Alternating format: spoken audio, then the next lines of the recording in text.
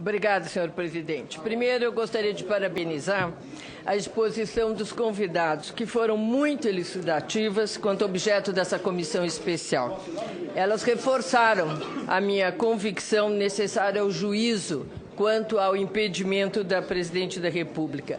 As respostas, eu estou aqui há horas escutando com muita atenção, foram muito claras e contundentes.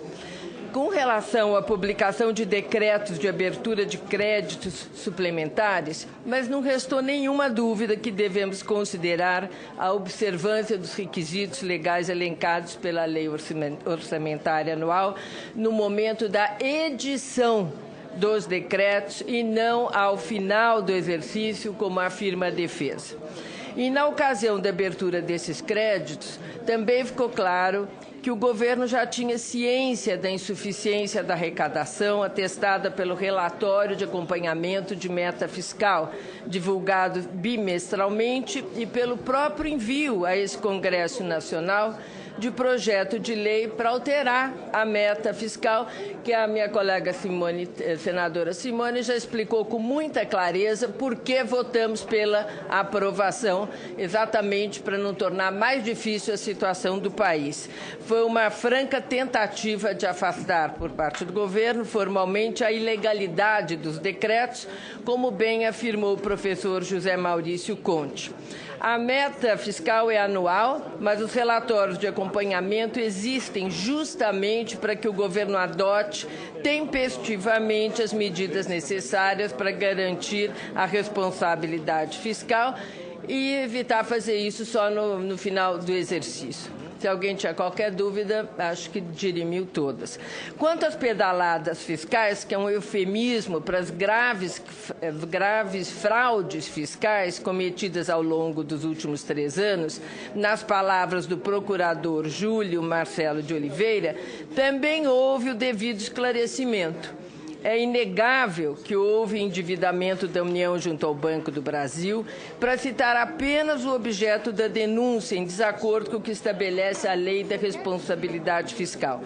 Embora a prática não tenha o nome jurídico de operação de crédito, ela tem sim a natureza de uma operação de crédito, por possuir todos os requisitos que caracterizam essas operações: a sua existência formal, os montantes devidos e o registro desses valores no ativo do banco. As pedaladas se constituíram, sim, fonte de financiamento para as despesas primárias do governo e lhe permitiram expandir os gastos públicos de forma indevida e irresponsável, com graves consequências econômicas, né? Bom, o parecer técnico do TCU, que rejeitou as contas de 2014, em razão dessas manobras fiscais, o crime contra a lei orçamentária continuou em 2015. Isso ficou bem esclarecido com as opiniões que antecederam. Mas eu gostaria de agradecer, de forma muito especial, a fala do senhor Fábio Medina Oliveira. Gostei muito, porque foi de forma contundente que demonstrou a natureza político-administrativa do processo de impeachment. Muito embora eu esteja convencida de que temos objetivamente ilícitos de responsabilidade cometidos pela presidente da República, que nos permitem um juízo jurídico do processo em análise, não podemos afastar o juízo político que nos cabe emitir. Nós somos agentes políticos que temos compromisso com a sociedade brasileira que representamos. Há indícios mais do que suficientes para o meu convencimento sobre os crimes de responsabilidades fiscais cometidos. Para a responsabilidade dessa comissão, não me parece restar qualquer dúvida sobre a aprovação do prosseguimento da ação de impeachment. E como se posicionou o senhor Fábio Medina, o juízo político se soma e se justifica por tudo que vemos se acometer com a economia. Vivemos um momento fruto de todos os crimes fiscais cometidos e aqui muito bem expostos, o que levou ao esfarelamento da economia, lojas fechadas. Na cidade de São Paulo, minha cidade, você tem avenidas onde você anda, você tem mais de 30, 40 lojas fechadas, que é um caos. E principalmente o desemprego na juventude, que sempre bate primeiro na cidade de São Paulo e aumenta, obviamente, a violência em toda a cidade. E os defensores das ações do governo parecem negar a situação pela qual passa o povo brasileiro e a falta de luz no final do túnel, se a atual gestão perdurar. Aqui foi amplamente colocado os números e a falta de possibilidade da atual gestão passar qualquer lei no Congresso Nacional. Ao contrário, nós temos aqui observado nessa última semana várias ações que não precisariam estar ocorrendo. Ações que mostram o desespero, a dificuldade da presidente entender o malefício que essas ações vão deixar como herança para a próxima gestão. Isso tudo, por outro lado, eu acredito que tem uma esperança de poder virar a página, começar a recuperação do país, e meu voto será nessa direção. A pergunta que quero colocar, rapidamente, seria em relação ao senhor Fábio Medina, que citou um trecho do parecer de Nelson Jobim, acolhido pela Câmara dos Deputados por ocasião do impeachment do presidente Collor, em que o ex-ministro do STF afirma, entre aspas, a crise política asfixiante, a indignação popular, os expedientes empregados para a consagração da impunidade, o surrado discurso do golpe não devem ser acolhidos. Eu gostaria também de um comentário frente a isso. Bem contundente, já foi colocado, o senhor deve estar exausto, mas o processo de impeachment é golpe. E para o senhor Júlio Marcelo de Oliveira, eu gostaria, afirmou durante uma de suas intervenções que uma falha grave cometida pelo Banco Central relacionada às pedaladas fiscais foi a não contabilização desses passivos na dívida líquida do setor público como sendo uma dívida da União, o que resultou em distorções nas informações da lei orçamentária, bem como em desvios na apuração do resultado fiscal. Eu gostaria que o senhor Júlio aprofundasse um pouco esse relevante tema das consequências fiscais das pedaladas. O senhor entrou um pouco na explicação sobre o dolo, mas existe, eu entendi em forma jurídica, mas existe uma consequência muito grave que é para o cotidiano da população brasileira, né? É o que está acontecendo com o povo brasileiro.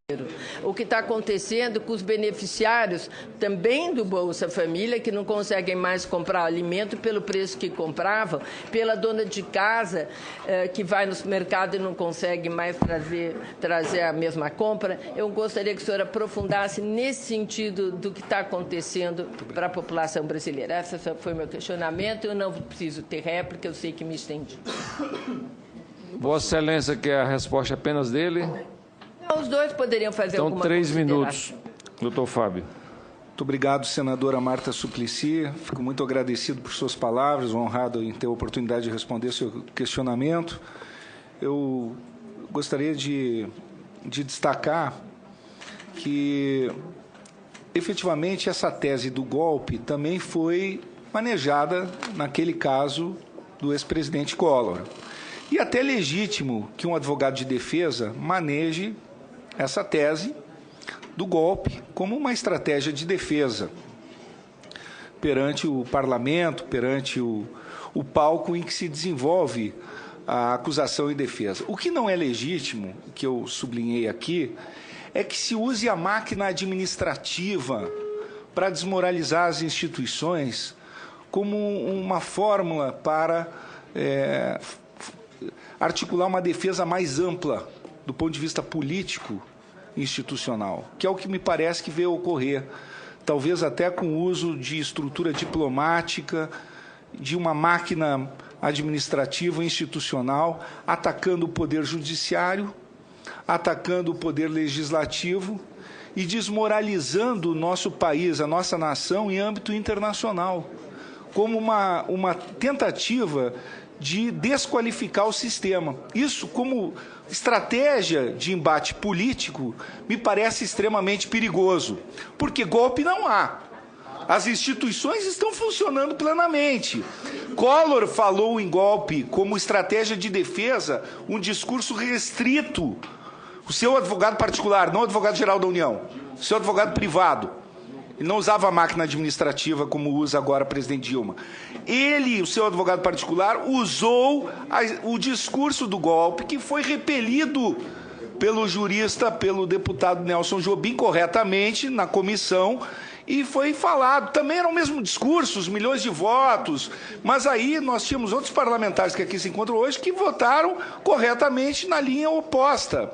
Isso faz parte do jogo político institucional no debate que se trava. Agora, usar a máquina pública administrativa que não pertence a um partido político, nem ao governante plantão, e que obedece aos princípios da moralidade, da impessoalidade, da legalidade, como é o caso da máquina diplomática, como é o caso da máquina pública do Brasil, para dizer que há um golpe em curso, isso sim pode merecer aí consequências jurídicas seríssimas do ponto de vista da apuração do Ministério Público Federal, da Polícia Federal e de outras instituições fiscalizadoras. Fica o alerta pela experiência que temos no relacionamento com essas instituições.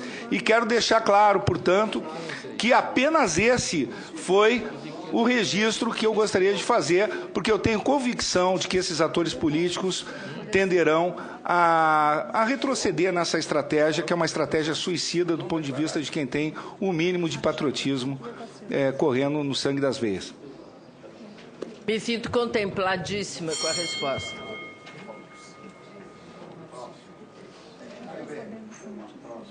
Acredito que ele mencionou com muita propriedade a questão dos eventos no Palácio, a estrutura diplomática usada, a piora das contas públicas e fez um encaminhamento que até o Ministério Público poderá se posicionar sobre isso. Creio Não, que não sim. sabemos. Não sabemos. Mas realmente deixou de forma muito clara e contundente uma afirmação vindo de Vossa Senhoria que deve realmente passar a preocupar o Palácio, porque são Deveria estar ações preocupado. desesperadoras.